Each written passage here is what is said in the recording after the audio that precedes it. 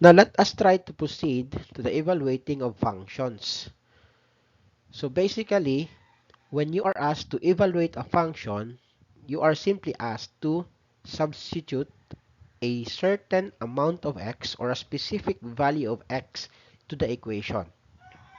Say for instance, you are asked to evaluate the function f of x is equal to 4x squared minus 5x plus 3.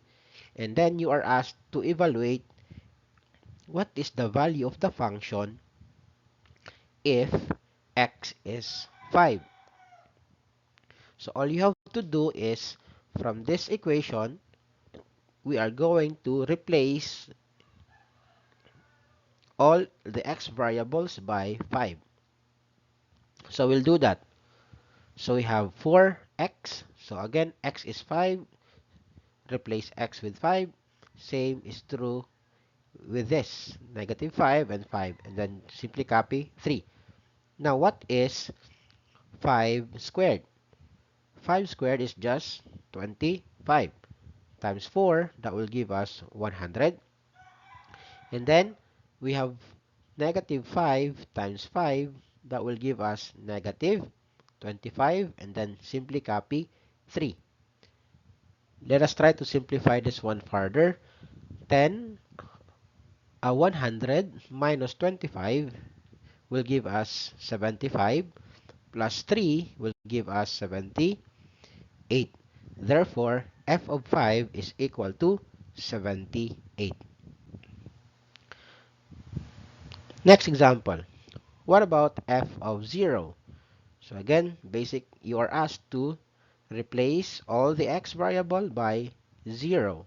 So we will write 4 times 0 squared minus 5 times 0 plus 3. Simplify. What is 0 squared? That is actually 0 times 0 is 0. Minus 5 minus 0. 5 times 0 is 0.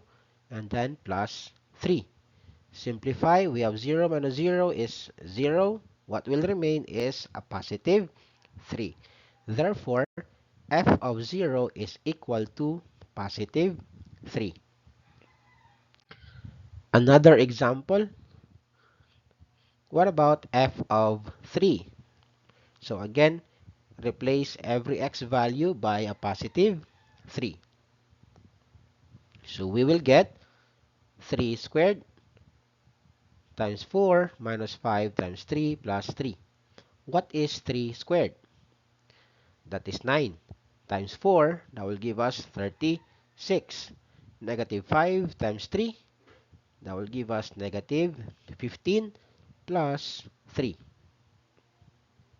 And then simplify. What is 35 minus 15? That is just 21 plus 3. That will give us 24. 21 plus 3 is equal to 24. Last example. What is f of 1?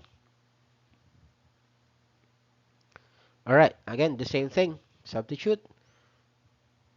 1 squared times 4 minus 5 times 1 plus 3.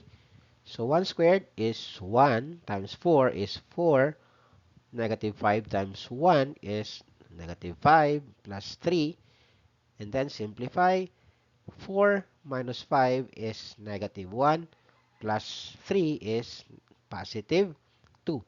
Therefore, f of 1 is equal to a positive 2.